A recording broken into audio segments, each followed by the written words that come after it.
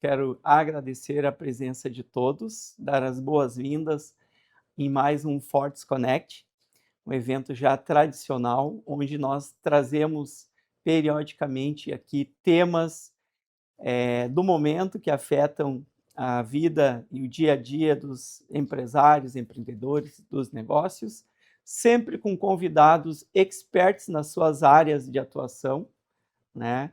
Então, é uma felicidade recebê-los hoje para tratarmos dos temas da inteligência artificial e experiência omnichannel. Então, hoje nós teremos 3 palestrantes. A nossa apresentação é dinâmica, cada um tem aqui a sua meia hora para apresentar. Então, eu gostaria de, sem mais delongas, apresentar que hoje nós teremos o Ariel Ber, o professor Ariel, que estará falando também sobre inteligência artificial, Rodrigo Mazzilli, também sobre IA, e o João Custódio sobre experiência omnichannel. Gostaria de aproveitar esse momento aqui para apresentar a Fortes, para quem ainda não nos conhece. Então, todas as nossas soluções 360 graus para gestão de negócios, com as áreas contábil, recursos humanos, Office, parte de auditoria, serviços de tax, capital com os nossos serviços financeiros, legal com os nossos parceiros, advogados da área, obviamente aqui da área jurídica, que nos apoiam no atendimento às necessidades dos clientes, consulting, então com a nossa consultoria, também a nossa expertise de atendimento a empresas internacionais que estão se instalando aqui no país. Também quero apresentar o nosso software de gestão financeira para empresas de serviços, o nosso Fortes Hub, com as suas soluções em emissão de notas, acompanhamento, então, dos seus controles financeiros, conversa com o seu banco, gera relatórios e análises financeiras. Então, vamos ao que interessa, professor Ariel, gentileza. Deixa eu só colocar o microfone com licença. A palavra é sua. Muito obrigado. A posição, qualquer lugar aqui tá bem? Um pouquinho mais pra cá. É? Aí, Tá. perfeito. Olá, bem-vindos.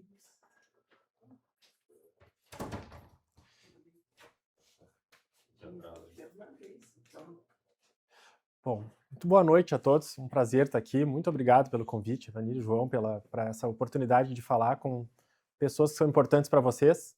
E vocês são importantes para mim, para a gente, para a universidade. Então, isso marca esse momento de forma bem relevante. Eu sou professor da Universidade Federal do Rio Grande do Sul, professor no curso de Ciências Contábeis e no curso de Administração, dou aula no mestrado e no doutorado dessas duas áreas. Sou professor da URGS desde 2010, me formei lá também na graduação em Ciências Contábeis e mestrado e doutorado também fiz lá na área de Administração. A ênfase que eu dei no mestrado e no doutorado foi na área de sistemas de informação e apoio à decisão. Então, o uso da decisão, o uso da informação para a tomada de decisão. E nisso que eu fui modelando a minha carreira, né? A carreira é alguma coisa que a gente vai de forma bem dinâmica ajustando no meio acadêmico. E hoje eu me posiciono como isso, né? Como um professor e pesquisador na área de uso de informação para a tomada de decisão.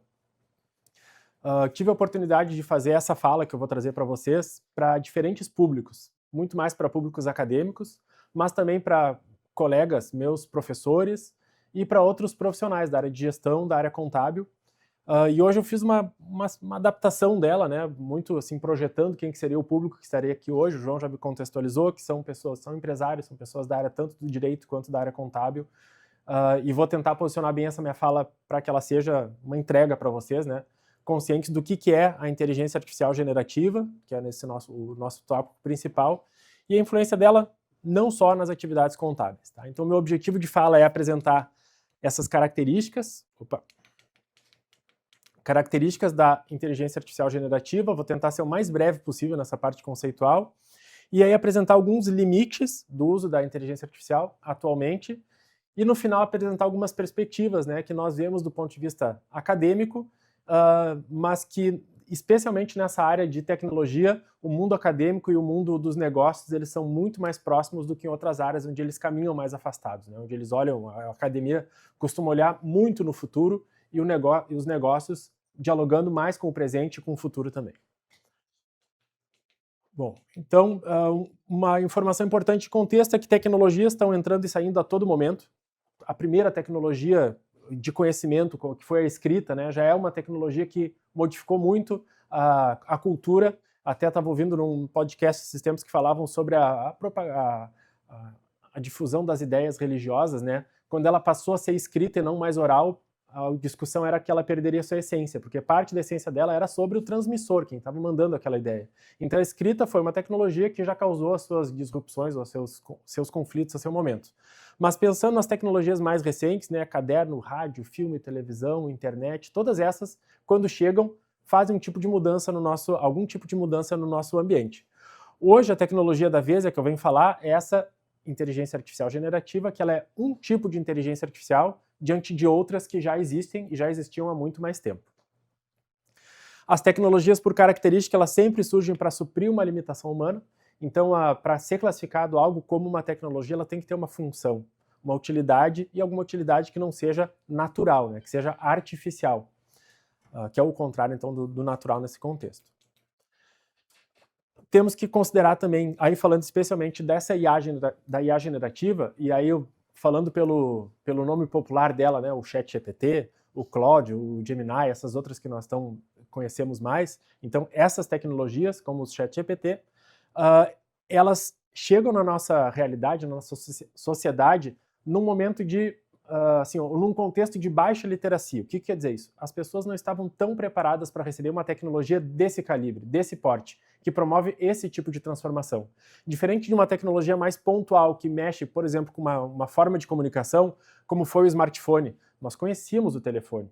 Nós conhecíamos o telefone celular. Aí quando ele chega o smartphone, que é um outro tipo de celular com internet, ele não muda tanto as nossas práticas, ele incrementa um pouco das práticas. Diferente disso, a inteligência artificial, ela, claro que nos traz capacidades diferentes, mas ela mexe nas bases das capacidades que nós já temos consolidadas, nós já tínhamos consolidadas. E esse, né, sacudir as bases é algo característico dela. E a baixa literacia é muito mais essa nossa inevitável pouca preparação para lidar com uma tecnologia que é tão disruptiva. O uso desse tipo de tecnologia ele está acontecendo nas organizações bastante de baixo para cima. Faz algumas semanas eu estava num evento com a KPMG e eram 2 sócios da KPMG palestrando e falando que lá na empresa deles, quem está adotando primeiro a inteligência artificial é o pessoal trainee, os assistentes, e isso chega de forma compulsória para os sócios e para os gerentes. Então eles não optaram por isso, pelo uso dessa tecnologia. Eles foram um pouco atropelados pelo uso desse tipo de tecnologia. E isso faz com que, bom, a nossa governança sobre esse processo seja distinta de um processo que ele nasce institucionalizado. Então ele nasceu muito mais do social, né, das pessoas, do que necessariamente de uma postura estratégica dessas organizações. E somado a isso também é uma pergunta que nesse tipo de tecnologia, mais para nos desacomodar, ela é tão sutil, por ser tão abrangente, ela chega a ser sutil, que nós hoje não temos mais clareza em alguns tipos de conteúdos ou de informações que nós recebemos, se aquilo é uma informação que veio de uma pessoa ou veio de uma tecnologia. Qual é a nossa capacidade hoje de olhar um vídeo, assistir um vídeo passando no YouTube ou no Instagram, em qualquer mídia social, ou no WhatsApp, e dizer, esse vídeo aqui foi feito por IA e não é feito por uma pessoa? Como é que nós conseguimos separar aquela mensagem, sabendo que ela foi feita por alguém ou não? Muitas vezes vem com a voz de uma pessoa que nós reconhecemos aquela voz, que é uma voz emblemática, seja por qualquer razão, assim, isso aqui foi essa pessoa que falou ou não foi? Né? Então, essa capacidade complexifica ainda mais esse nosso contexto de reconhecer onde essa tecnologia está ou não está. Vou ser bastante breve em falar, então, que tecnologia é esta, tá? Como ela nasce. E nisso é para chegar no ponto de que nós não nos assustemos tanto com essa inteligência artificial. Ela é uma tecnologia muito disruptiva, é difícil reconhecê-la, mas ela não é um bicho de 7 cabeças. Então, primeiro vamos reconhecer o que ela é. Tá?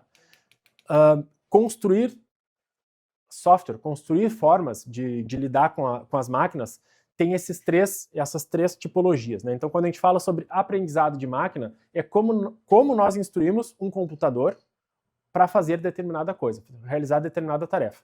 Tem 3 formas de instruí-lo, né? Então, uma é a forma supervisionada, eu dou uma ordem e eu vou lá, vejo como é que aquela ordem foi realizada ou não.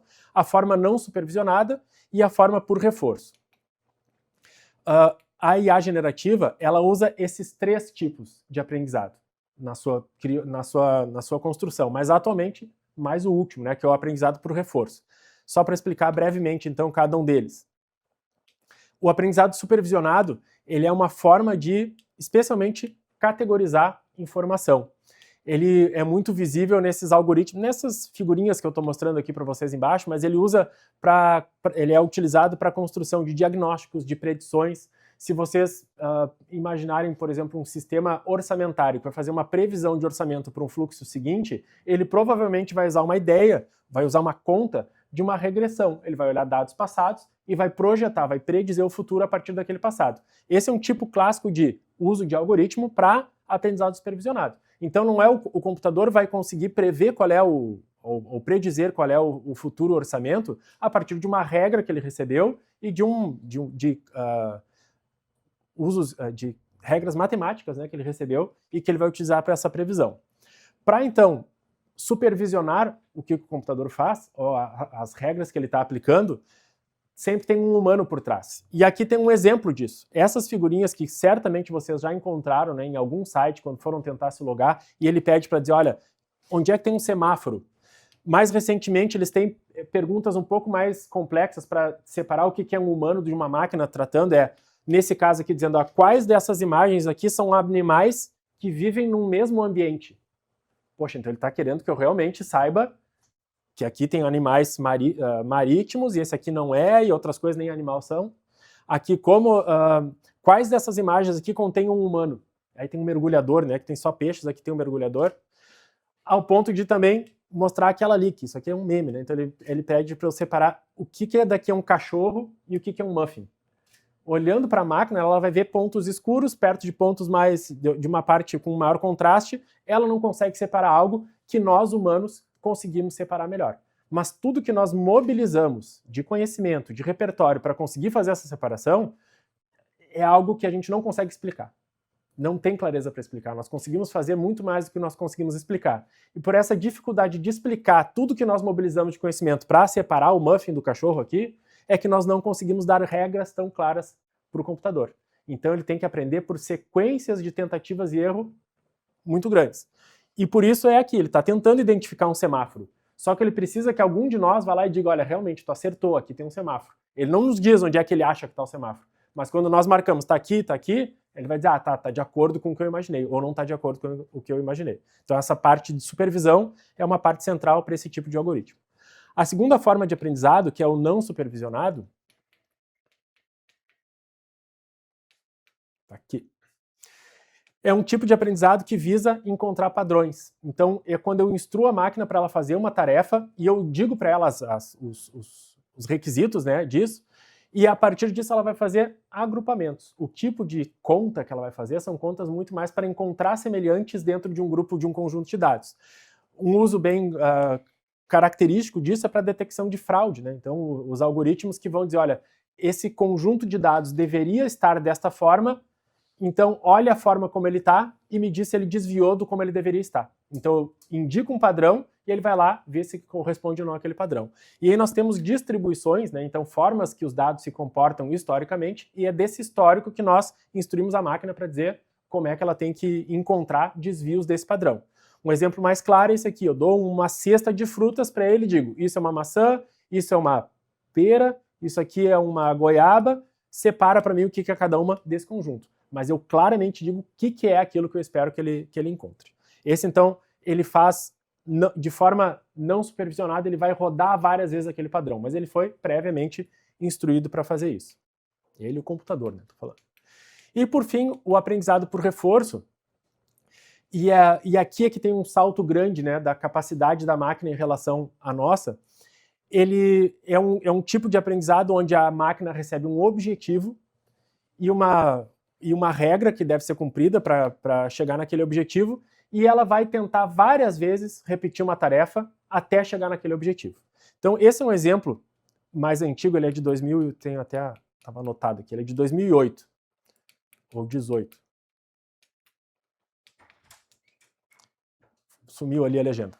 Mas ele era uma tentativa de um artista gráfico construir um jogo de Kung Fu. Então ele queria que o bonequinho ali imitasse esse salto mortal para trás ali que ele está dando no final. Então ele deu um vídeo, ou deu os parâmetros do vídeo, né? Eles vão lá, pegam o ator que dá aquele salto, coloca pontos de controle nele para dizer qual é o movimento que cada desses pontos de controle está fazendo no espaço, e ele vai dizer, olha, repete isso aqui naquela figurinha do boneco. E aí o computador vai lá e tenta uma vez, tenta duas vezes, tenta diversas vezes, até que ele consegue fazer. Para nós, claro que seria difícil para qualquer um de nós do nada dar um salto mortal para trás, né?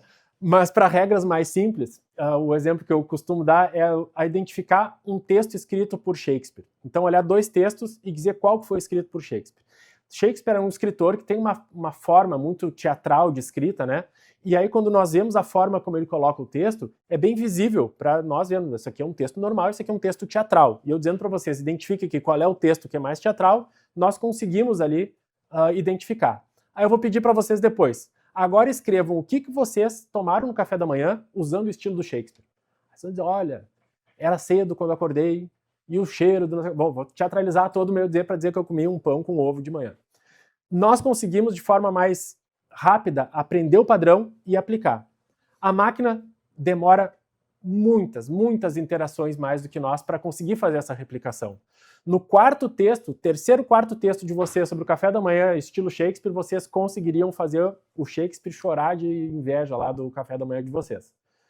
A máquina, para fazer isso, vou dar um chute aqui muito mais para ilustrar o ponto, ela vai levar 1 milhão de tentativas para fazer isso.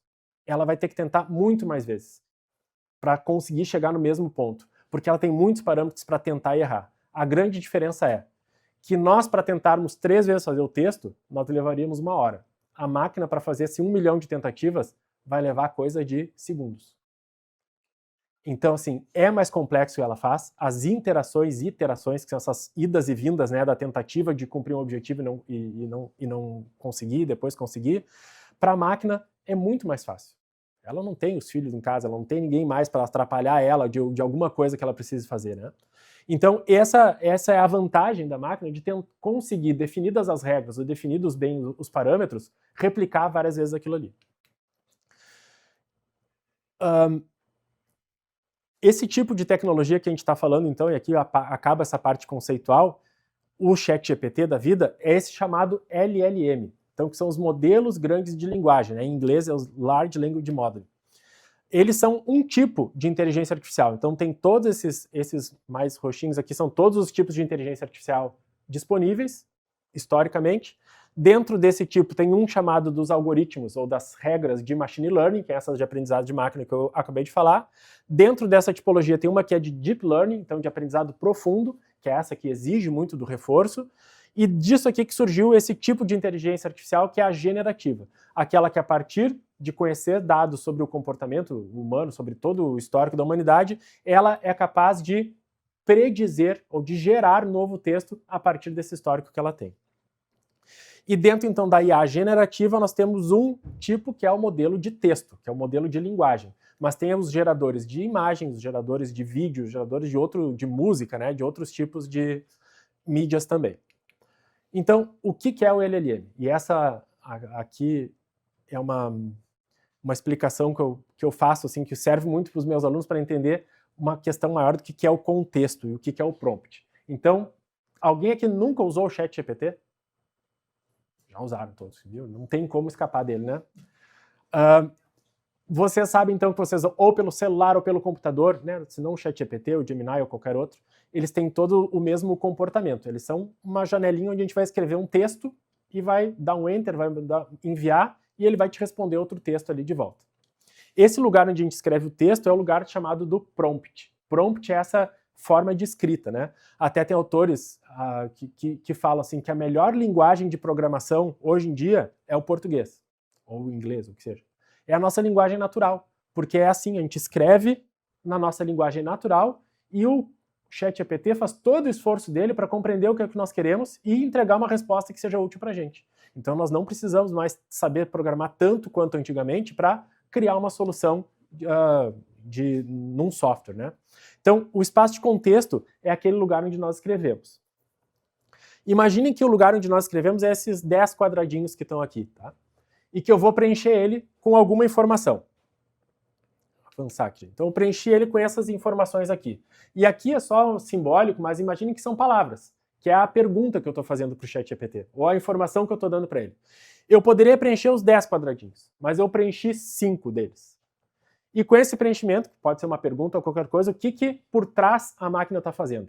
Ela vai pegar aquelas palavras, vai transformar aquelas palavras em números, né, em matrizes. Então ele vai transformar aquilo em vetores, né, em números que vão significar um espaço matemático de um número que aquilo representa. Então, a partir disso que a gente vai perguntar, ele vai transformar num número, faz esse cálculo, né, do contexto, e vai nos dar uma resposta. Vai reagir àquele número, né, um número super complexo. Na verdade, não é um número, são vários números, né, várias matrizes que dão que é o que ele compreende.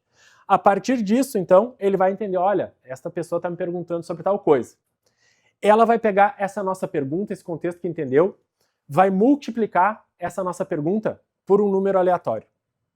Um chute, vai multiplicar, ele tem 10 opções, ele vai dizer, eu vou multiplicar por 8 aqui dentro. E aí vai escolher uma resposta para nos dar. Resposta 1, 2, 3, 4, que vou dizer que ele escolheu a resposta 2. Vejam, por que raios ele multiplica isso por um número aleatório? Por que ele simplesmente não entende a minha pergunta e me dá uma resposta? Toda vez que nós fizéssemos a mesma pergunta, ele daria a mesma resposta se ele não multiplicasse por aquele número aleatório. Então, essa forma de funcionamento dele, isso aqui, o aleatório que tem ali dentro, é algo que faz com que ele seja diferente de uma pessoa para outra, diferente para a mesma pessoa que faz 2 vezes a mesma pergunta. E por que essa artimanha está ali dentro? Para nos manter engajado com ele. Se ele não for dar respostas diferentes, logo eu canso daquele mesmo tipo de resposta, daquele mesmo tipo de entrega que ele me faz. Então, por isso ele sempre faz algo aleatório. Por isso pode ser também que quando eu faço uma pergunta, mudei só um quadradinho aqui, aí ele vai lá e vai mudar a minha resposta. E pior do que isso ainda, se eu insistir nisso aqui, olha, mudei só um quadradinho, ele me deu uma resposta 3. Eu falei. Eu disse, não, mas repetiu um ponto ali do meu contexto, da minha pergunta. Aí ele vai mudar já para a resposta 4. Então, mesmo eu não mudando a pergunta, eu só sendo enfático, dizendo, olha, eu te perguntei quanto que era 2 mais 2, tu me respondeu que era 4, mas eu falei que era 2 mais 2. Aí ele vai dizer, você tem razão, é 5. Sabe? Ele vai mudar a resposta porque ele quer que eu continue ali interagindo com ele. Essa insistência em continuar e permanecer com ele é a parte comercial desse tipo de solução que está presente nela e que tem que nos manter engajado com ela para que ela siga existindo também. E aí a figurinha aqui, então, é um pouco para simplificar, dizendo o que é esse tipo de solução. A gente chama, então, desse papagaio probabilístico. Ele é um papagaio, ele repete aquilo que ele já sabe, ele não inventa nada, ele não diz nada que ele já não tenha visto, ou lido, ou capturado de algum lugar, e ele sempre vai calcular uma probabilidade de saber o que eu estou perguntando, multiplicar por aquele aleatório e me dar uma resposta. Essa explicação aqui, ela contém também que quanto mais quadradinhos eu preencher aqui do meu contexto, ou seja, quanto mais explicativo for o meu prompt, aquilo que eu escrevo na minha pergunta, mais precisa vai ser a resposta dele. Isso aqui é o espaço de contexto. E a gente fala que quando eu dou pouca informação aqui dentro, eu deixo esses espaços em branco, eu dou margem para que ele complete aquilo com o que ele acha que eu quero saber. E isso aí é o que mais dá imprecisão nas respostas. Um termo que se diz técnico, que não parece, mas ele é técnico, que é o termo da alucinação. Quando a IA alucina, quer dizer que ela perdeu de vista o nosso contexto, ou ela se perdeu em relação ao contexto. Eu pergunto uma coisa, ela me dá uma resposta que não serve. Eu vou perguntar quais foram os 3 principais livros escritos pelo atual presidente do Brasil. Ela vai dizer, olha, os 3 livros são esse aqui. Mas ele não escreveu 3 livros. Ele escreveu 1. Mas os outros 2 ela inventou e colocou ali.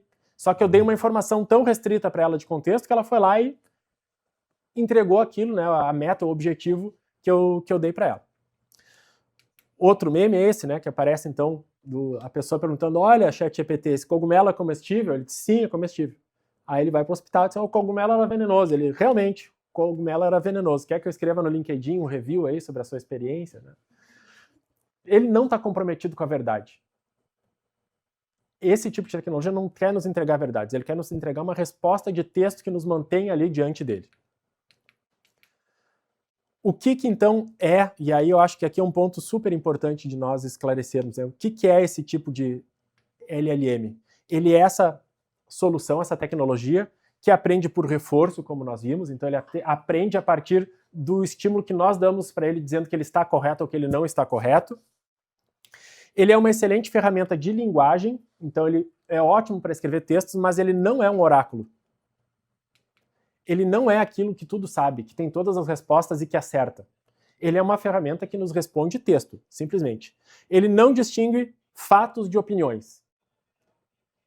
E o ChatGPT foi treinado usando dados de uma rede social chamada Reddit, que é uma rede social que é como se fosse um fórum de perguntas e respostas, por exemplo. E ele vai lá e tem uma pergunta, tem respostas erradas e tem respostas corretas, e ele utilizou tanto as corretas quanto as erradas como base para o treinamento dele. Então tudo aquilo é plausível. Mas por que essa empresa foi fazer isso, criar uma ferramenta assim para a gente? Porque o compromisso dela, a ferramenta é perfeita para ela. O compromisso da ferramenta era nos responder texto plausível, texto agradável e não verdades.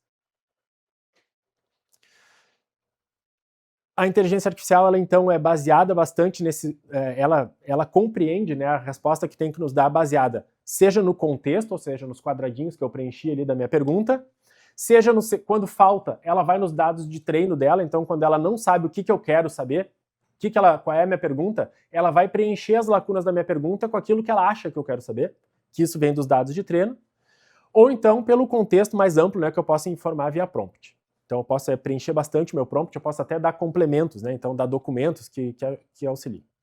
Aqui eu acabei falando para vocês, então, que os erros de alucinação são naturais, são parte da ferramenta. Então faz parte dela alucinar quando eu não dou a informação toda do que eu preciso saber. E aqui, algo que para o nosso contexto acadêmico é muito difícil de lidar hoje em dia, é que nós não temos detectores, software que nos ajudem a detectar algo que foi feito por IA ou não foi. E vocês imaginam, né, quem já fez aqui um TCC na unha, né, como os maias e os astecas faziam seus TCCs lá também, sabe que hoje vocês podem imaginar como é que os nossos alunos que não são maias e astecas fazem os seus TCCs, né? E como é que eu sei que foi ele que fez? Acaba recaindo no campo da ética. E por que nós não temos ferramentas de detecção adequadas? Porque a máquina, o ChatGPT, ele se desenvolveu a um ponto, e imagine, linguagem, a forma como nós nos expressamos, primeiro, ela é muito convencional. Usualmente nós usamos verbo, sujeito, verbo, objeto. Nós temos algumas variações do espaço de linguagem, temos sinônimos para algumas palavras, mas todo esse espaço de como nós nos comunicamos, ele é um espaço finito. Então eu não posso sempre estar inovando a forma de me comunicar. E como ele é um espaço finito, e a máquina faz 1 milhão de iterações por segundo, ela vai lá e ela consegue ocupar esse espaço de forma muito eficiente. Recebendo o nosso reforço ainda, se eu disser para ela, escreve igual o fulano de tal, ela vai escrever igual o fulano de tal. E o meu aluno faz isso no prompt. Ele diz, olha, faz um TCC que o professor goste. Pronto, às vezes é suficiente para ela saber quem é o professor lá. Né? Então nós não vamos ter esse tipo de detectores. E quanto mais detectores em mídias sociais, né? Vocês sabem até que foi um dos casos aí de que o governo americano sancionou empresas americanas na gestão anterior, que sancionou as empresas de mídia social porque eles queriam que tivessem capacidade de detectar verdades e não verdades, né? Verdades e as fake news lá. Só que essa capacidade ela era feita por um humano no final. E com o volume de conteúdo que essas mídias recebem, é cada vez mais difícil de escalar isso, né? De dar escala para esse tipo de detecção. Então hoje as coisas funcionam muito por denúncia. Por denúncia, e daí os advogados aqui, ou se tiver algum policial aqui que vai saber melhor como é que se apura uma denúncia, né? Então como é que eles vão conseguir realmente levar alguém a confessar que fez alguma coisa ou que não fez alguma coisa. É difícil de uma IA confessar que ela fez alguma coisa, né, se nós perguntarmos.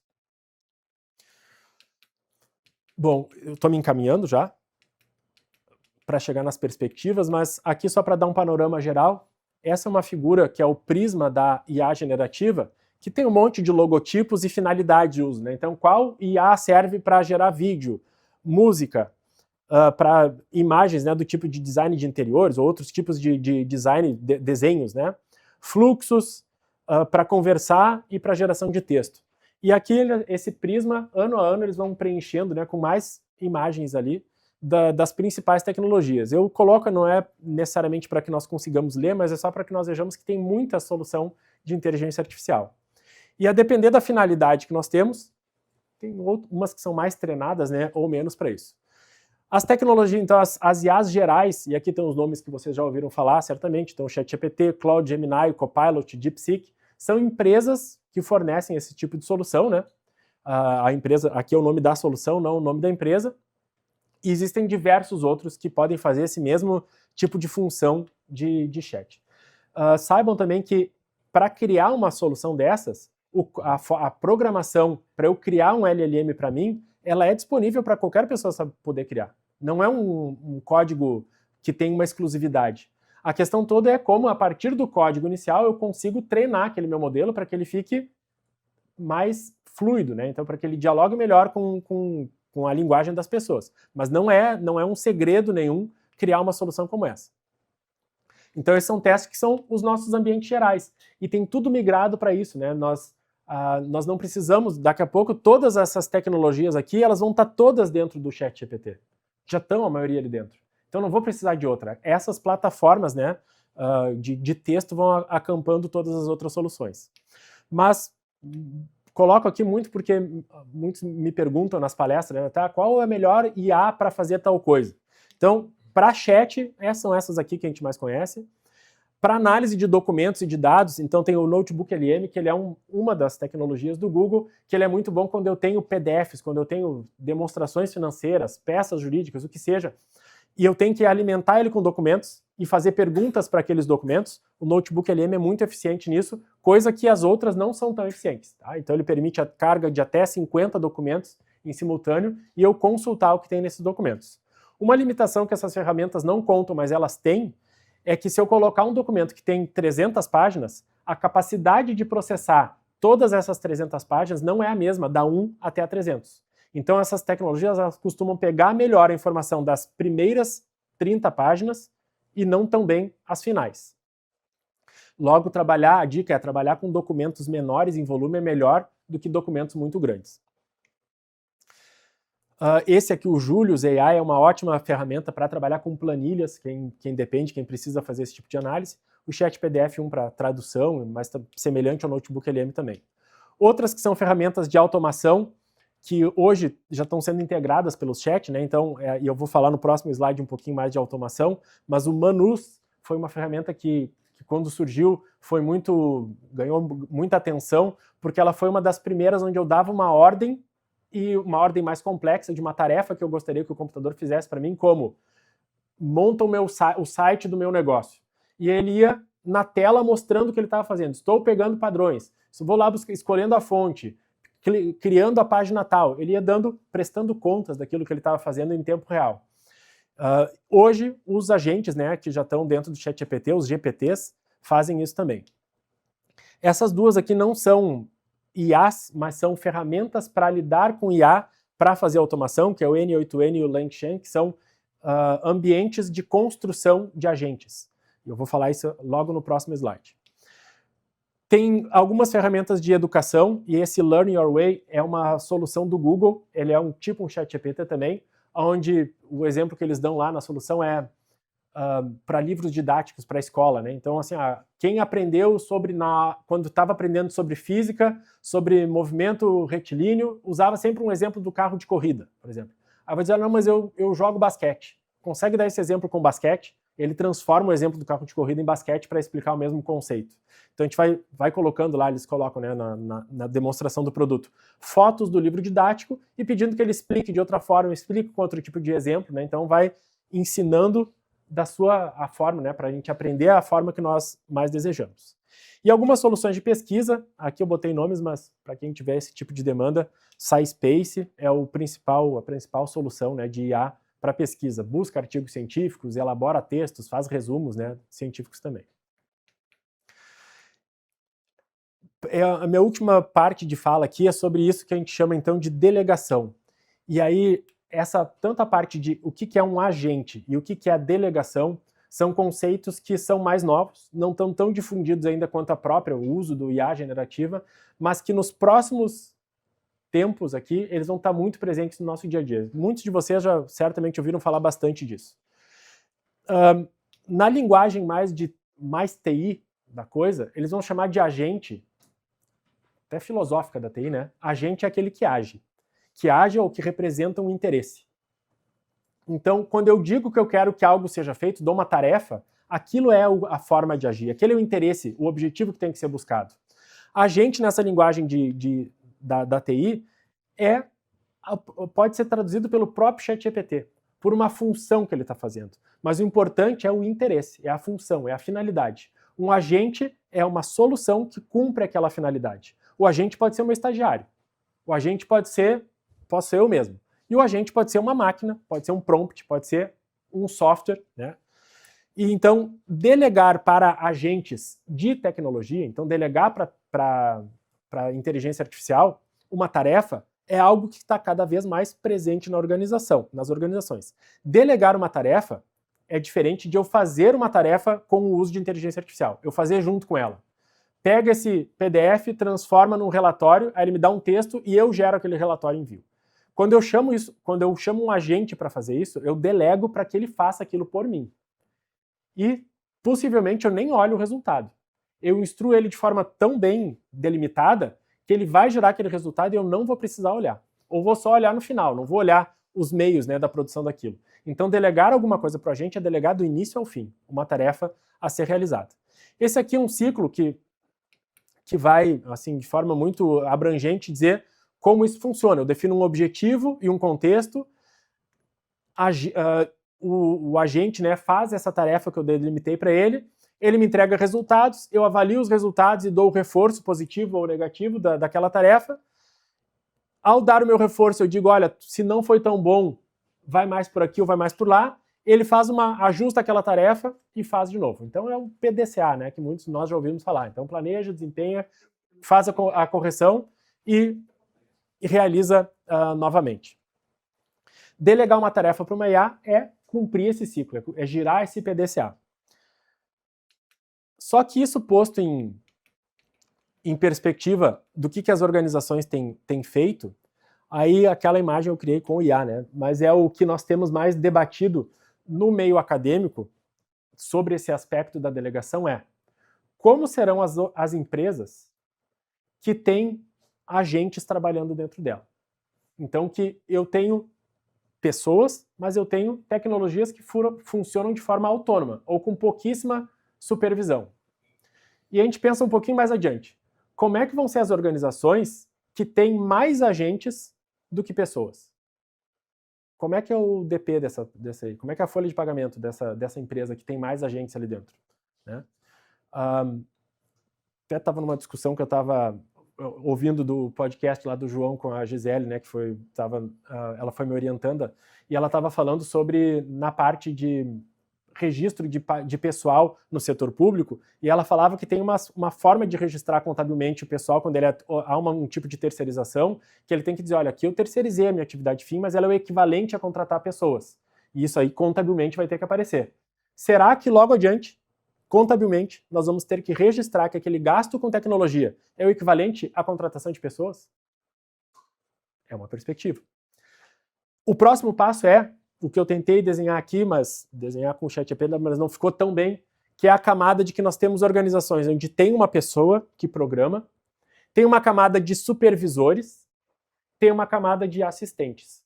Então, tem uma IA que controla outra IA. E tem um humano que controla a IA que controla outra IA. Então, nós temos diversas camadas de inteligências artificiais fazendo tarefas simples, que são mais auditáveis, né, uma tarefa mais bem isolada. Eu tenho outras IAs que supervisionam se aquilo deu certo ou se deu errado, e lá na ponta eu tenho um humano com um dashboard lá, com um painel, dizendo onde é que quebrou, onde é que aquilo ali não está funcionando. Olhando para esse cenário, que é um pouco mais distópico, mas não está tão longe quanto parece, que na academia nós tentamos ver como é que é o funcionamento desse tipo de cenário. Mas isso já é realidade em muitas organizações. E quanto menor a organização, mais possível disso aqui está acontecendo. Né? A governança desse tipo de ambiente é que nós temos que estar atentos, né, e pensando hoje, atualmente. Então, esse é o contexto da delegação para agentes das tarefas. Quando se vai falar sobre delegação, tem o ChatGPT e o Manus como precursores dessa automação, mas tem algumas expressões que eu acho que é importante de nós, não vamos aprofundar, mas que são a definição de master prompts. Então, se vocês querem criar uma automação com inteligência artificial hoje, usando só o ChatGPT, vocês vão lá e digam, primeira coisa, abre o ChatGPT e diz, quero automatizar o processo de geração da folha de pagamentos da minha empresa. Como eu posso criar um agente para fazer isso? Ele já vai te responder dando dicas de como construir esse agente para fazer esse tipo de automação. A forma mais simples de fazer, e que é a que inicialmente ele vai nos instruir, é criar um super prompt. Um prompt que eu possa replicar toda vez que eu quero fazer minha folha, eu mando aquele super prompt lá e ele vai ter um monte de parâmetros explicando os limites do que é pode ou não pode fazer, deve ou não deve fazer, onde é que é certo, onde é que é errado. Mas para construir esse super prompt, que é o chamado master prompt, eu tenho algum processo de tentativa e erro meu, construtor daquilo. Então eu, algumas vezes, vou girar aquele meu ciclo. Vários cliques. Eu vou fazer isso aqui várias vezes. Até que ele construa uma folha de pagamento adequada, gere o arquivo que eu preciso que ele gere, eu vou ter várias tentativas e erro, mas em algum momento, quando eu acertar, eu posso simplesmente dizer para o ChatGPT, agora está certo o resultado. Crie um prompt para que eu possa replicar isso no mês seguinte. E ele vai criar o tal do master prompt, deixando alguns espaços em branco, onde a gente vai ter que preencher qual é a competência, se teve algum tipo de alteração. Esse é um primeiro tipo de automação, e que se vocês já usaram o ChatGPT uma vez, vocês já estão capazes de fazer isso hoje. Uma sigla, né, que nós conhecemos muito pela sigla, não pelas palavras em inglês que ela representam, mas RAG. RAG é um tipo de uso dessa tecnologia que limita a resposta a um espaço de documentos na pergunta. Então eu limito o espaço de interação. No Notebook LM se faz muito disso. Então eu dou os documentos que eu quero que ele considere e digo, usa isso como limite. Não vai me falar nada que não esteja dentro desses documentos. Essa forma de RAG eu também posso no ChatGPT dizer, olha, quero fazer um RAG sobre esses documentos aqui. O que ele vai entender na hora? Que não é para ele consultar a base de treinamento toda dele, ele tem que se limitar a consultar aqueles documentos que ele está utilizando. E few-shot é uma outra forma um pouco mais simples ainda, né, de delimitar tarefas num processo de automação. Para criar automações mais perenes, né, então softwares de automação mais amplos, aí sim é que surgem essas outras soluções aqui, o N8N e o Longchain, que são formas de programar agentes autônomos mais visuais. Então eu desenho um fluxograma, mando o fluxograma para esse Longchain e ele, a partir daquele fluxo, ele vai criar a linguagem de programação, o prompt por trás daquela tarefa que deve ser executada. A nossa tendência, então, perspectiva é que, com isso, se aumente substancialmente a especialização das inteligências artificiais em tarefas muito específicas. A construção nossa acadêmica tem ido em construir agentes que sejam super especialistas em realizar determinada tarefa, em compreender os erros possíveis. Por mais que seja 1% de chance de dar um determinado erro, aquele meu agente ali ele vai reconhecer que aquilo existe e vai estar alerta para aquele tipo de erro. Eu estou construindo com especialistas aqui, eu estou construindo meus profissionais sênior da minha organização, né, que vão fazer esse tipo de controle. E no limite, uma outra perspectiva é de personalização extrema, né? Então, tudo que eu posso fazer com essas inteligências artificiais hoje em dia, eu posso pedir que ela construa um livro escrito da mesma forma como Machado de Assis escrevia um conto característico do Machado de Assis, só que falando sobre o futuro de 2030, aonde o Brasil ganhou a Copa e o Neymar não estava jogando, mas o protagonista foi, sei lá, o fulano de tal que nunca tinha jogado futebol. Eu crio uma história, invento e ele desenvolve para mim. Essa hiperpersonalização das coisas vai nos afastando, eventualmente, da realidade. Nós vamos acreditando que tudo aquilo que o chat está nos dizendo é plausível, mas ele só está acompanhando a nossa capacidade, né, de viajar ou de propor ideias. Então, o meu slide final é esse, dizendo que o trem já partiu, a IA já está aí, nós não temos como voltar atrás dela. Ela é uma ferramenta que nós temos que usar com determinada cautela, porque uma ferramenta que nunca diz que não sabe uma resposta, para a gente não dá para confiar em quem não reconhece o limite da sua ignorância.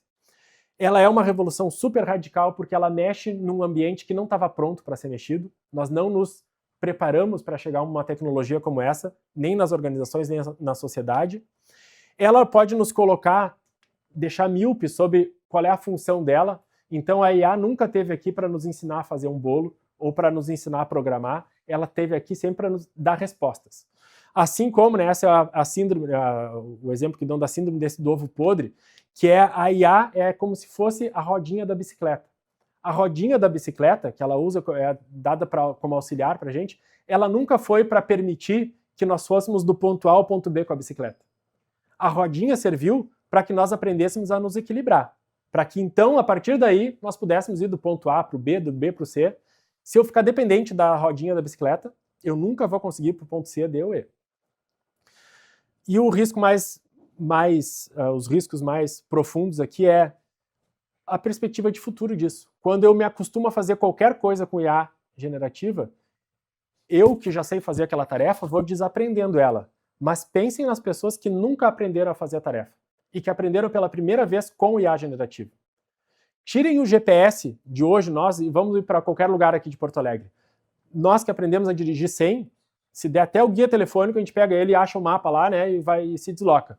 Mas como é que eu vou fazer com a minha filha que tem 10 anos e que só vai aprender a dirigir com aquilo? Qual é a noção de posicionamento dela na cidade capaz, sendo que ela nunca viu um deslocamento sem aquilo? É sobre isso, essa soberania da nossa capacidade reflexiva que está sendo delegada, entregue para a IA. E o pior de tudo, é entregue para organizações que nem sempre vão defender os nossos interesses primeiro. Imagina se a partir de determinado momento, quando estamos super dependentes de IA para fazer qualquer coisa, fica muito caro. Caro já é, mas fica muito mais caro utilizá-lo.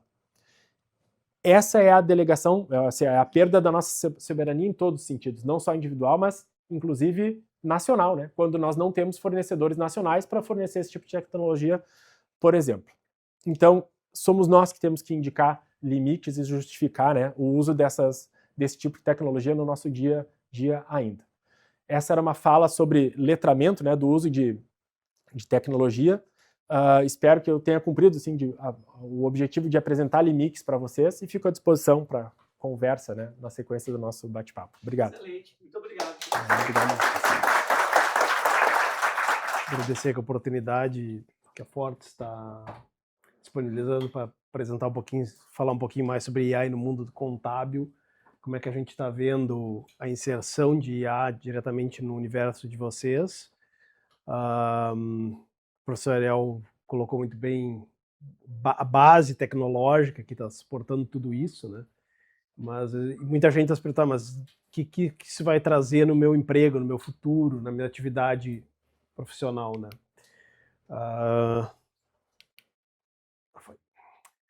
Então aqui a ideia é uma apresentação, falar um pouquinho de que a gente está olhando já nesse universo contábil, financeiro e AI, o que já é possível hoje, o que vai ser possível daqui a um ano. Como já foi colocado, a velocidade que está se desenvolvendo é muito, muito rápida. Então, para você ter uma noção, todas as transformações tecnológicas que ocorreram já, falando de eletricidade, internet, elas ocorreram dentro de um período de tempo relativamente longo, né? Então a gente pode falar de mais de uma década, muitas vezes. E IA não. IA aqui, para vocês terem uma ideia, tudo isso, boa parte do que o professor Ariel colocou aqui, principalmente em linguagens grandes LLMs, linguagens de Large Language Models, em português modelos de linguagem, grandes de linguagem. Começou em 2017, quando o Google publicou um paper chamado Attention is All You Need, que criou uma tecnologia chamada Transformer, 2017. A partir daí, hoje a gente já tem todas as ferramentas que tem aí. Então, são 9 anos e a cada ano a tecnologia está crescendo em velocidade cada vez mais rápida, porque a IA está sendo usada para melhorar a própria IA. Então a gente vai ver uma velocidade cada vez maior nisso. A pergunta certa é a IA vai mudar a contabilidade? Não, ela é o que torna mais valioso quando ela muda, né? Então a IA não vai mudar a contabilidade, ela vai mudar o que vai se tornar mais valioso é o que ela muda, né? Aí ela hoje ela já lê, organiza e responde, né? Então ela já faz boa parte desse trabalho e você já consegue fazer com IA dentro do seu escritório. Vamos passar aqui que tem a informação passar toda aqui em vez de... Então aqui, muitos de vocês já estão acostumados já há bastante tempo de ter automações do escritório contábil, né? Robozinhos que pegam SPED, robôs que pegam XML, importação de documento de planilhas, num determinado padrão. Então, até pouco tempo atrás, quando você pedir para alguém importar num sistema uma planilha, você quer dizer, eu quero a planilha com essas colunas, com esse formato. Então, isso inviabiliza e torna muito caro integrações, né? Então, essa automação clássica que a gente tem hoje nos escritórios é o feijão com arroz diário desse universo, né? Então, quebra muito fácil. Então, alguém mandou uma planilha que, em vez de ter um ponto, tem uma vírgula, pronto, já quebrou, provavelmente não vai importar. Então, e a IA está mudando isso, porque como ela entende, ela tem uma compreensão de contexto, né? Você já consegue fazer com que a IA ela entenda, corrija e importe, independente de layout, independente de linguagem, de idioma. Então, esse é o primeiro impacto que está tendo esse universo de integrações do universo contábil, que depende de muitos sistemas, depende de muitos formatos de documentos, e isso vai acelerar muito essa parte de ingestão de documentos, de aumentar o conhecimento que um escritório tem de seus clientes, né?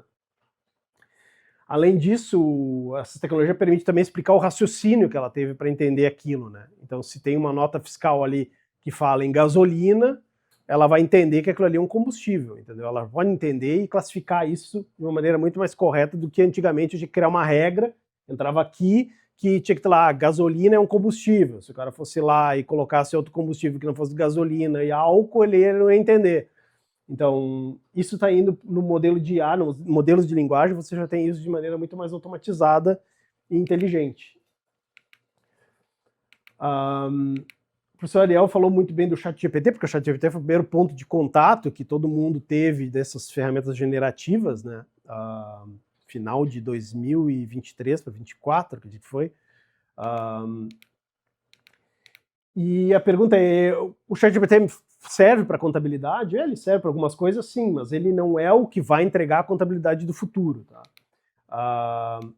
Deixa eu só passar aqui todas as informações, mas isso é o que o ChatGPT, o Gemini, o Claude, eles fazem uma caixa de conversa, que o professor Ariel colocou, né? Você coloca o dado, você vai ter uma resposta, mas ele não tem dentro dele toda a informação de contexto que você tem de seus clientes, né? Então, por que o ChatGPT não pode ser o primeiro ponto, o ponto central numa IA contábil? Porque ele não conhece os clientes, ele não conhece as contas daquele cliente, ele não conhece o nome do cliente.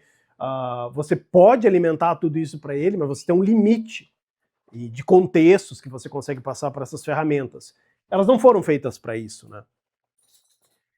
Onde que o mundo contábil está indo? Ele está indo para o que o professor Ariel colocou uma introdução no final ali, que são os agentes. Então, sistemas multiagentes, que se vocês procurarem na internet, é a grande onda atual de desenvolvimento em tecnologia, que você utiliza essa tecnologia de linguagens, de modelos grandes de linguagem, para criar agentes. Esses agentes fazem o quê? São como se fossem robozinhos, mas inteligentes. É como se um robô tivesse com um chat GPT embaixo dele. Esse robô ele chama ferramentas, quando ele precisa resolver alguma coisa, e ele pode trabalhar por horas. Então, vários modelos, por exemplo, da Anthropic, da OpenAI, permite você criar agentes que rodem por horas, né? Então, tarefas que são complexas e que ele precisa de mais tempo, você consegue trabalhar com agentes. Hoje, os ChatGPT, essas ferramentas têm uma limitação de contexto. Nesses modelos multiagentes, contexto é como se fosse a memória dele, entende? Então, você não consegue colocar toda a Bíblia lá dentro e pedir para ele entender. A janela de contexto é limitada. Então, esses agentes já têm ferramentas que eles trabalham o próprio a limitação de memória que ele tem. Quando ele identifica que a memória dele está acabando, porque ele está consumindo muito, ele está precisando armazenar muitos dados, ele roda ferramentas que resume aquela informação que ele já coletou e prossegue. Também tem a parte de delegação e especialização, que o professor Ariel colocou. Em vez de você criar um agente especializado em tudo, você especializa, você cria agentes especializados. Então você pode ter um agente especializado em fiscal, que vai entender das regras fiscais estaduais ou federais, e alimentar ele com informações diárias que saem de documentação de regras novas. Você pode ter um agente que faz classificação, por exemplo, de gastos. Então essa especialização é o que permite você reduzir essa necessidade de contexto, então você limita o contexto desse agente só para o fiscal, então ele não precisa entender de tudo, porque memória é uma limitação que você tem. E um agente em IA, ele também chama ferramentas. Então, por exemplo, eu quero que o meu agente de fiscal envie um e-mail. Isso é considerado no desenvolvimento do agente uma chamada de ferramenta. Então ele vai, durante a execução dele, que pode ser por horas, ele vai dizer, agora eu preciso mandar um e-mail para o cliente para ele me confirmar, confirmando para ele que eu emiti essa nota fiscal. Então esse agente, aqui dentro, ele vai chamar uma ferramenta de e-mail, que, na verdade, nesse mundo de TI é um software mais clássico, não seria um software não determinístico que nem uma linguagem, como um agente de linguagem natural, mas ele vai chamar essa ferramenta e vai voltar e vai continuar operando. Então, onde que o profissional do mundo contábil e financeiro vai começar a operar? Ele vai começar a trabalhar aqui no nível acima como um orquestrador. Ele vai começar a observar o que está sendo feito, determinar ajustes, quando o agente, por exemplo, um agente de IA disser, eu não entendi essa nota fiscal, porque ou esse comprovante de pagamento, porque foi pago por uma pessoa física que não está vinculada a essa empresa, por exemplo, e essa empresa passou isso como comprovante de pagamento. Como que isso é feito? Isso vai ser feito por um orquestrador aqui em cima, alguém, um humano, que a gente chama de humano no laço, human in the loop, que vai pegar aquilo ali e vai analisar. Opa, isso aqui saiu do normal, eu vou ter que analisar o que aconteceu aqui. A grande questão é que a IA vai aprender isso. Se esse comprovante de pagamento vier de novo, mês seguinte, ou daqui a 2 meses, essa memória é salva, e ele vai aprender já, opa, isso aqui eu já aprendi que esse CPF é de um sócio novo daquela empresa e vai alocar para aquela empresa. Então, esse aprendizado contínuo também você coloca dentro de agentes. Então, essa especialização aqui é o grande passo que está ocorrendo agora em cima de IAs especializadas. E as ferramentas que eu coloquei aqui, por exemplo, a leitura de documentos, o plano de contas, extrato bancário, WhatsApp, são ferramentas que esses agentes podem ir chamando na medida do necessário.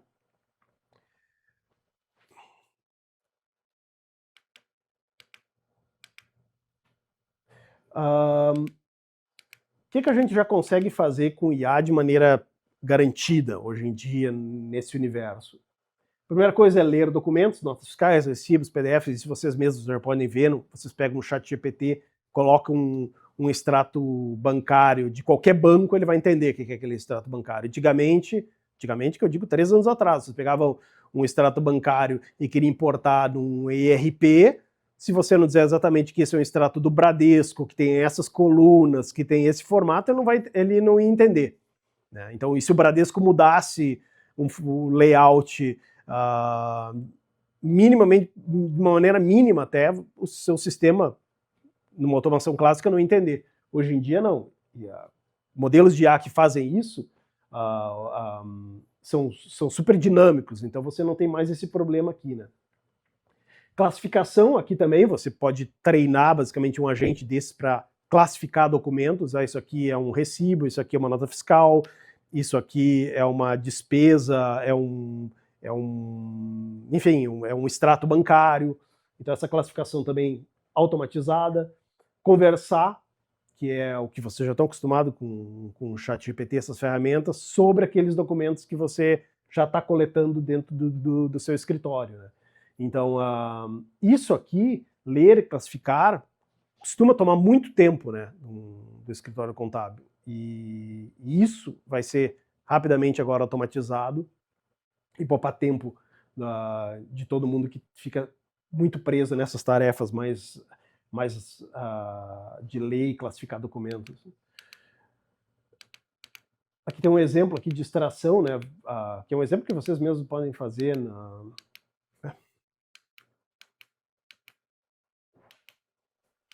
Ah, tá, acho que eu não estou mirando. Então, por exemplo, uma nota escaneada, né, sem um layout previsível, ele vai entender o CNPJ, vai entender de que se trata o serviço e vai classificar isso de uma maneira estruturada.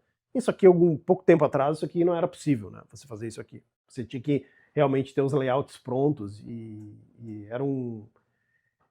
era realmente um esforço muito grande fazer isso funcionar de maneira confiável. Classificação em IA, isso a gente já está fazendo, é o quê? Pega uma classificação de um gasto, de um lançamento, de uma nota fiscal, o que seja, e classificar diretamente na conta contábil que faz mais sentido, né? De novo, aqui, ó, nessa entrada, por exemplo, aqui, a IA classificou em 71% a confiança, então ela está indicando que algum agente humano vai ter que olhar e confirmar ou não. Os outros dois aqui ele já tem praticamente certeza, né?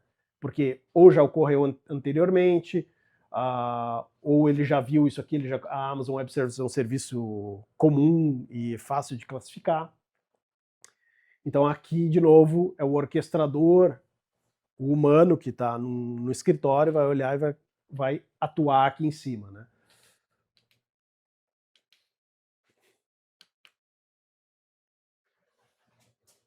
Aqui um exemplo também sistêmico. 38 de 41 lançamentos classificados automaticamente, 13 enviados para sua revisão. É um cenário em que 3 eu preciso revisar, porque ele não deu certeza. O resto ele já classificou. Conversa com os dados e com clientes, né? Aqui também é outro cenário que o mundo contábil também ainda tem muita dificuldade, e isso vai começar a ser resolvido agora, que é o que? Dúvidas de clientes, né? O cliente, às vezes, precisa tirar uma dúvida de maneira rápida, precisa entender do que é aquele imposto exatamente, do que se trata. Isso aqui, hoje, quando você pergunta para um escritório, alguém tem que pegar essa demanda, analisar, pegar os extratos, entender e explicar para o cliente. Isso aqui são ciclos que podem demorar, que alguém realmente tem que olhar isso. Com IA, imagine que você tem um chat GPT no seu WhatsApp, etc., só do teu escritório. Então o cliente pode mandar uma demanda do tipo, qual conta de despesa mais cresceu nesse trimestre versus o anterior. Ele vai olhar, esse conhecimento todo ele tem, analisa e te dá uma resposta em poucos segundos de volta.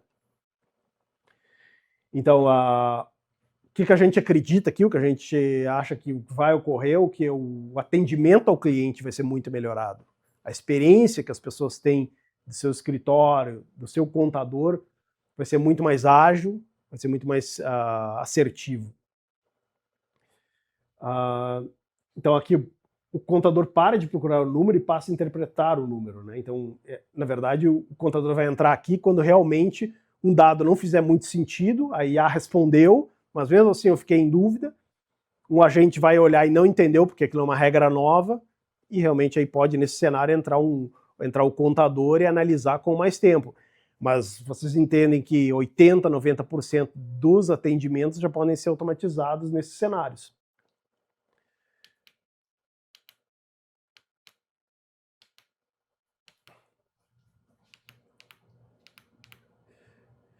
E aqui tem uma pergunta que a gente escuta muito, né, em todas as profissões, né? A IA vai tirar o trabalho? Não vai. A gente acha que não vai tirar o trabalho, ela vai mover o tempo, né? Então, se hoje o universo do escritório é digitação, é conferência, é classificação, é entrar em diferentes sistemas, a maior parte do tempo está aqui. A análise e consultoria, ela fica muito limitada, porque realmente não se tem braço para focar muito nisso. Com IA, a revisão ela vai tomar muito menos tempo, e a gente acredita que o julgamento vai crescer, que é realmente a parte de analisar, prestar consultoria, melhorar o relacionamento e oferecer novos serviços. Então aqui o valor que a gente acredita que os escritórios vão começar a ofertar vai ser numa camada mais alta e utilizando IA para fornecer análises competitivas para aquele cliente, comparar aquele cliente com outros clientes do escritório e indicar melhorias. Então, e por que a gente acha isso? Porque todas as tecnologias que surgiram até hoje sempre nos foram prometidas, né, que vai liberar mais tempo para você gastar tempo com a sua família, ou para você cuidar da sua saúde, né?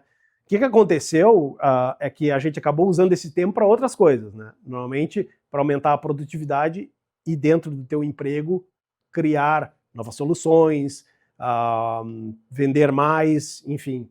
A gente acredita que vai acontecer a mesma coisa aqui, né? Então, o escritório que automatiza o operacional, ele não demite, isso que a gente acredita. Ele atende mais clientes com o mesmo time e cobra pelo que a máquina não faz, que é o conselho. Então, a máquina, de novo, que o professor Ariel colocou, ela é um papagaio estatístico, mas que conselho mesmo, quem pode te dar realmente é o profissional que tem um embasamento legal para aquilo, né? E experiência no mercado. Né? Aqui tem limites e responsabilidades de IA também nesse universo. Né? Aqui são 4 pontos que a gente coloca. Tá? O primeiro é IA pode errar com confiança. Entendeu? Isso, se vocês usarem modelos de linguagem mais simples que o ChatGPT, isso ocorre muito. Então tem um parâmetro nos modelos de linguagem que é a temperatura, que se você coloca a temperatura é mais ou menos a randomização que ele vai ter ali. Então se você colocar uma temperatura muito alta, ele pode alucinar muito mais facilmente. Então ele vai afirmar com certeza que aquele imposto é devido. Mas se você vai olhar, realmente ele pode alucinar nesse ponto e você cometer um erro. Então isso é chamado alucinação, que é o que o professor Ariel tinha colocado também, né? Então, nunca um lançamento cego, por isso que a gente colocou aquele exemplo ali de quando é feito um lançamento, a gente dá uma estimativa de certeza daquele lançamento, né? E a partir de uma determinada margem, solicitar que alguém revise. Rastreabilidade aqui nesse universo, esse universo contábil e financeiro, é extremamente importante. Não adianta a gente começar a usar alguma ferramenta aí simples que eu peguei da internet e começar a jogar documento Word e Excel lá dentro e acho que vou resolver a questão contábil no meu escritório. Não, porque se você tiver algum problema, como é que você vai rastrear isso? As ferramentas normalmente não estão cuidando disso, elas não se preocupam com isso, elas não entendem que o universo contábil exige rastreabilidade. Se eu enviei um boleto para um cliente, uma guia de impostos, e a data que foi enviada, se esse cliente recebeu, por que aquela guia foi calculada daquele jeito, isso é na rastreabilidade. Se aquela ferramenta gerou de alguma maneira e você não tem registrado aquilo e ela não pode te dizer por que ela gerou daquela maneira, você pode ter problemas sérios. Né? Então, esse é um ponto muito importante. LGPD e sigilo, que é outro cenário também, esses modelos de IA, que nem o OpenAI, ChatGPT, Claude, etc., são todos hospedados no exterior e quando você alimenta dados para aqueles modelos, eles podem usar esses dados, essas notas fiscais, esses extratos bancários para treinamento. Então, nada garante que se eu jogar o PDF lá do meu cliente X, com todo o extrato bancário de 2025, aquilo não possa ser usado pela IA futuramente quando alguém fizer uma pergunta daquele cliente. Entende? Então, os termos e condições desses modelos de IA são gigantescos e isso é deixado muito em aberto, porque realmente, quanto mais dados eles tiverem, melhor para eles treinarem os modelos. Né? Então, essa parte de LGPD e sigilo é algo que os escritórios vão ter que começar a informar os seus clientes que está sendo usado IA, que está sendo usado automação, que esse conhecimento está sendo armazenado em determinado local, com determinado nível de segurança. E o ponto 4 ali, que a gente acha que é o fundamental, é quem assina é você, né? Então, a responsabilidade técnica e legal, ela continua valendo, e a gente acha que vai valer cada vez mais. Cada vez mais a gente vai ver notas e regras do mundo jurídico que vão forçar isso, né? Que uma IA não pode fazer um um balanço contábil automatizado 100%. Então, isso aqui a IA é um instrumento e não substituto do CRC, né?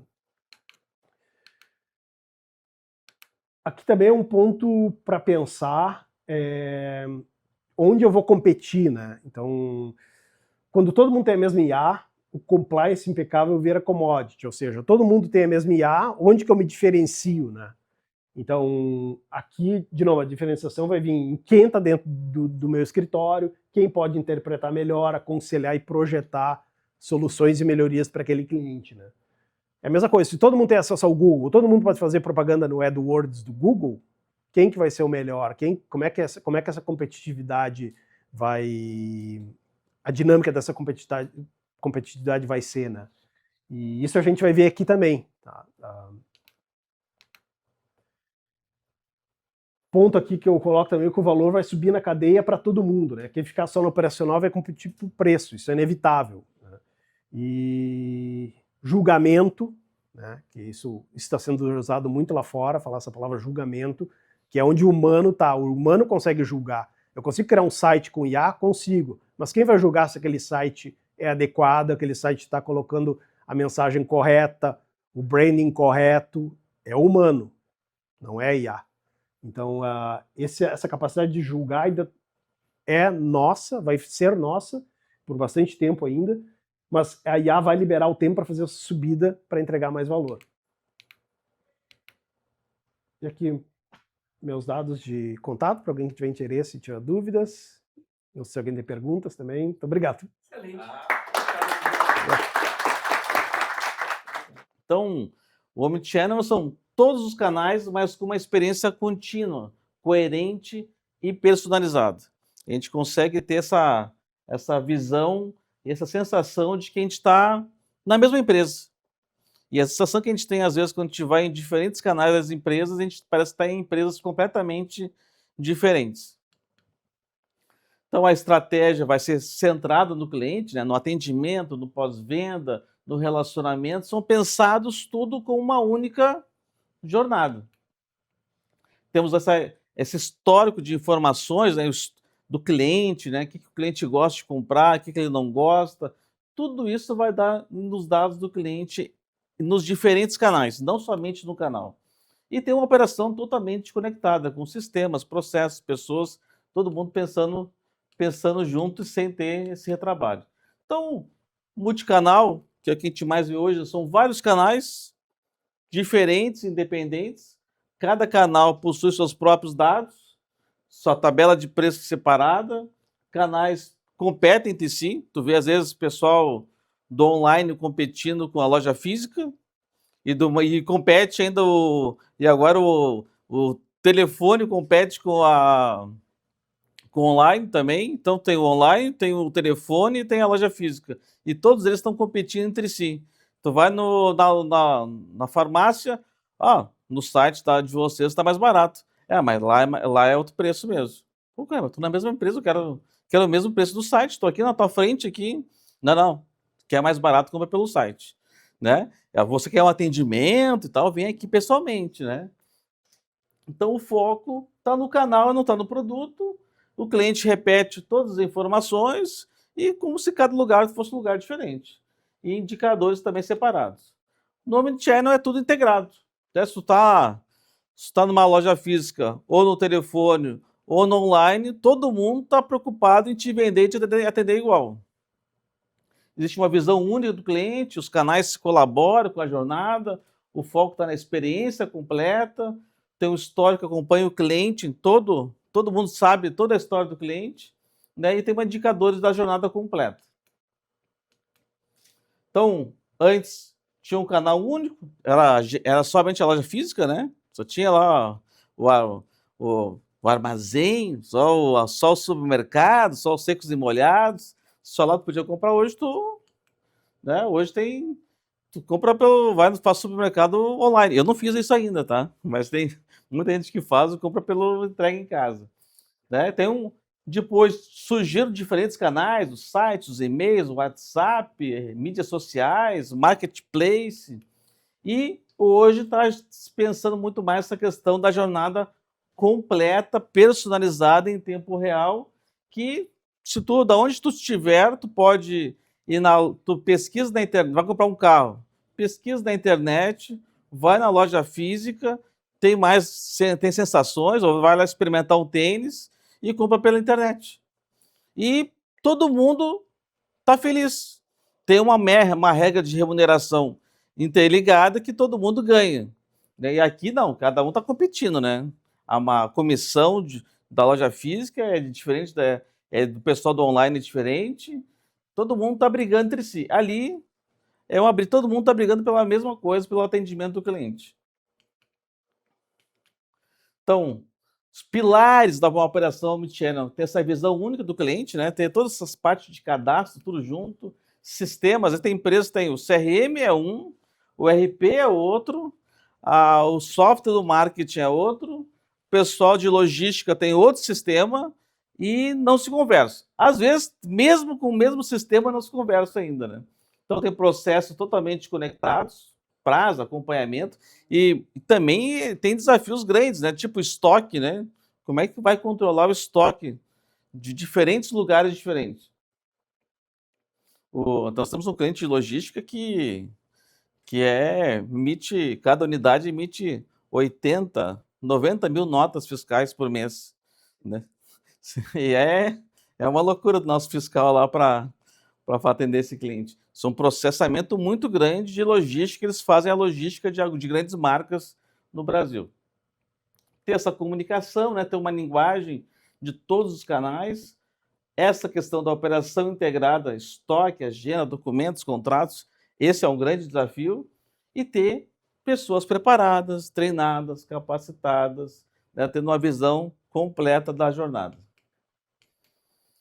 Então aqui a pessoa pode se relacionar de diferentes formas, né? Então, o exemplo que eu dei, a gente pesquisa no aplicativo, tira a dúvida no WhatsApp, compra no site, retira na loja.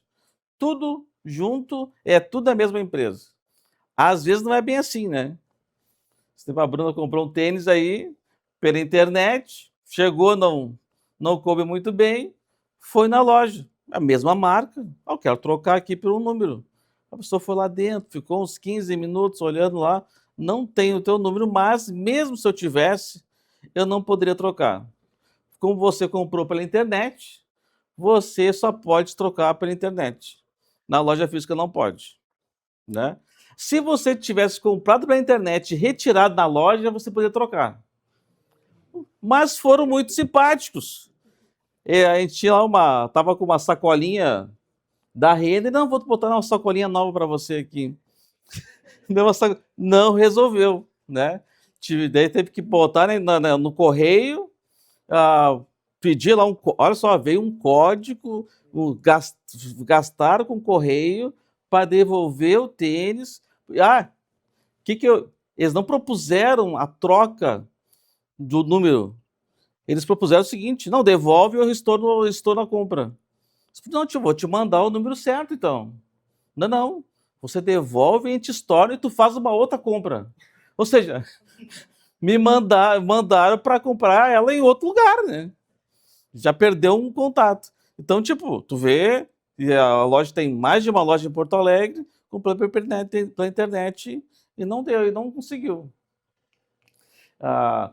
Então, essa questão tanto a gente olha muito comércio, mas tem a parte de serviços, né? A pessoa conhece a empresa pelo LinkedIn, solicita o contato pelo site, faz uma reunião por vídeo ou presencial, envia os documentos pelo portal, manda o contrato para assinatura eletrônica e acompanha pelo WhatsApp. Então, não é só comércio, a área de serviços também pode ser implementada esse conceito, né, do omnichannel. Então, não depende de loja física, depende de continuidade. Pode não ter loja física e ter um atendimento omnichannel também. Então, a gente tem exemplos, né? A gente comprou um tempo atrás uma televisão, compramos pela internet e fomos retirar lá. Me arrependi, né? Se eu tivesse quebrado aquela TV lá no caminho, quase não coube no carro, era melhor ter pagado para entregar no escritório. A gente que estava com pressa. E eu disse, por mais 3 dias, olha o risco que a gente correu de acabou danificar a televisão, né? Então, mas eles têm esses modelos, conforme o produto que está procurando, é mais fácil, vou lá, retiro na loja e o pessoal da loja vai te atender igual, mesmo tu não comprando. Mas esse é um conceito que a loja, que a empresa conseguiu implementar na cultura, um sistema de remuneração dos vendedores que foi possível fazer essas ações, né? A Sephora, então, minha filha adora Sephora, de maquiagens, né? E tu tem todo tu tem loja, tem site, eles fazem eventos, experiências, tu vai na loja, as pessoas te propõem lá para experimentar diferentes maquiagens. Então, tu pode comprar pela internet, pode comprar, tem um membership também. A Starbucks tem programa de fidelidade, o app, tu compra pela internet, retira lá o café, lá com o pessoal que está presencial. Então, é totalmente integrado. Na Disney, começa a ter interação com a Disney já antes. Tu abaixa o aplicativo, os ingressos estão no aplicativo, tu já pode reservar onde tu quer os brinquedos, as atrações que tu quer fazer. Tu sai do brinquedo, já tem lá um monte de coisa para te vender. Tu tá na atividade, estão tirando foto de ti para te vender a foto depois, né? Tudo isso e tu pode comprar pelo aplicativo, tu pôs a foto sem a propagandinha lá deles, né, para te poder usar. Então tem uma super conexão mesmo na parte de serviço. O Banco of America, mas tem outras situações também, que tem toda a parte do atendimento virtual, né? Aqui no estado a gente tem a Guria, né? Que é o sistema também que até o setor público também tem se aperfeiçoado nisso, embora é um setor que tem um pouco mais de dificuldade de implementar uma operação omnichannel por uma série de fatores. Então, as empresas de serviços também podem ter essa mesma questão de não somente o comércio, mas ter vários pontos de contato e a pessoa ter todo um atendimento completo, independente da área. Então, todas as áreas, por exemplo, da Fortus, todas as áreas representam a Fortus, seja pelo portal, seja pelo RP, seja por telefone, seja pelo WhatsApp, seja por e-mail, ter esse atendimento completo. Então, empresas de serviços, né, que tu pode também fazer isso, não é clínicas, hospitais, escritório de advocacia, corretoras de seguros, lá tu faz a simulação, tem a proposta, gera a pólice, se tem sinistro, já resolve também pela internet, pelo telefone, com o corretor, depois já tem a renovação, que já é quase semi-automática, né? Instituições de ensino, tem a campanha, tem a inscrição, tem a matrícula, tem a aula, tem o atendimento, tem a certificação. E as consultorias, a mesma coisa, tem a parte do diagnóstico, projeto, reuniões, entregas, indicadores. Então, eu só estou dizendo essa questão que não é só no comércio, mas também em outras áreas podem ser implementadas. Principais dificuldades. Às vezes tem sistemas antigos ou sistemas que não conversam entre si, né, que acaba dificultando. Conflitos das metas entre canais, cada canal tem uma meta e acaba correndo entre si. Tem a falta de governança, de gestão, de definição de responsáveis, dados fragmentados, duplicados, informação de estoques imprecisos. Esse tempo fui numa farmácia, numa São João, comprar um remédio, e a pessoa, e infelizmente aqui eu não tenho, mas tem 2 unidades na loja aqui da Quintino. Tá. Fui na loja da Quintino, gostei de esse remédio, essa medicação aqui. A moça foi lá, procurou, não tem. Eu disse, olha, eu fui numa outra loja e falou, tem 2 unidades aqui. Tu poderia procurar mais um pouquinho, porque no sistema está constando 2 unidades. Dela foi lá, mexeu mais um pouco, tinha outro medicamento na frente dos 2 que estavam atrás. Por uma informação de estoque precisa, eu consegui comprar na loja sabendo do estoque. Então, essa questão da definição do controle de estoque, e a gente fala que isso é uma grande dificuldade de muitas empresas, o estoque. Porque, às vezes, principalmente quem trabalha na indústria, no comércio, às vezes, tu tem lá, o dono da empresa tem a senha do cofre, tem a senha do banco, mas o controle do estoque, que tem a maior parte do dinheiro da empresa, não fecha. Não fecha, tem gente que conta semanal, tem gente que conta mensal, tem gente que conta cada 2 meses, tem gente que só conta uma vez por ano, né? E lá no final do ano vai saber lá que tá faltando um monte de coisa, ou também está sobrando. Tipo, no estoque tem X e tem mais. Ou seja, tem algum produto seu com código errado e acabou atrapalhando essa questão de estoques. A questão de privacidade e segurança, então, tipo das informações, né, que também o Rodrigo comentou, como são diferentes áreas, diferentes sistemas, muitas vezes acaba tendo essa questão de cautela, que é muita informação, não está numa mesma base de dados. A resistência cultural, né, tipo, eu sempre trabalhei dessa maneira e agora está dizendo que eu tenho que ajudar o pessoal do online para vir buscar na farmácia. Eu estou aqui todo dia, vem aqui, o cara comprou pela internet e vem aqui buscar, né? Ou vem buscar, o motoboy está lá com um código para pegar lá o medicamento, o produto, né, para entregar.